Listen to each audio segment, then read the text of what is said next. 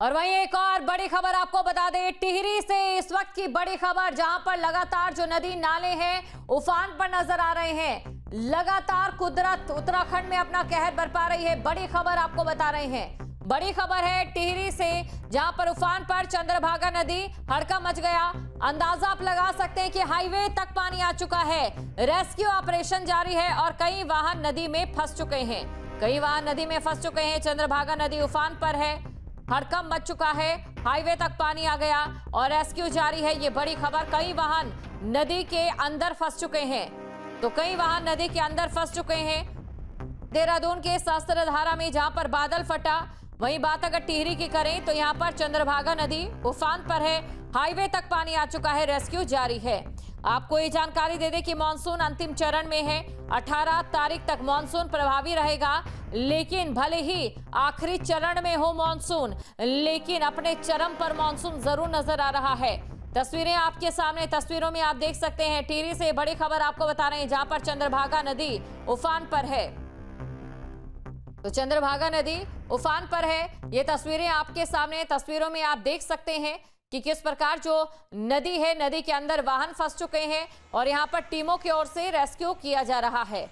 बड़ी खबर आपको बता रहे हैं, तस्वीरें आपके सामने हैं। तस्वीरों में आप देखिए जो ट्रक है, एक कार भी आपको यहां पर नजर आ रही होगी। जो लोग यहां पर मौजूद थे उन्हें बाहर निकाला जा रहा है, टीम की ओर से रेस्क्यू लगातार जारी है। आपको ये भी बता दें कि मौसम विभाग की ओर से येलो अलर्ट और ऑरेंज अलर्ट देहरादून के लिए और उत्तराखंड के लिए जारी किया गया है। और साथ ही देखिए, ये यहाँ पर जानना जरूरी हो जाता है कि मानसून में लगातार जो ऐसी घटनाएं हो रही हैं, इन घटनाओं से कितना नुकसान होता है। बड़ा सवाल ये है कि आखिरकार कैसे बादल फटता है। बहुत से लोगों के जहन में ये सवाल है। आपको बता दें कि पहाड़ों पर अक्सर बादल फटने की घटनाएं होती हैं। वो बारिश की बूंदों से भरा एक बादल होता है, जहां पर बारिश ठीक से नहीं हो पाती है और बादलों में बहुत ज्यादा नमी जो है वो जमा हो जाती है। जब ऊपर की ओर जाने वाली हवा कमजोर हो जाती है, तब बादल में जमा सारा पानी एक साथ बहुत तेजी से नीचे गिरता है। देखिए, ऊपर की ओर जब हवा जाती है तो बादल ऊपर उठता है, लेकिन हवा कमजोर होती है तो बादल नीचे आता है और बादल में जो जमा सारा पानी है वो तेजी से नीचे गिर जाता है और इसी घटना को बादल फटना कहा जाता है।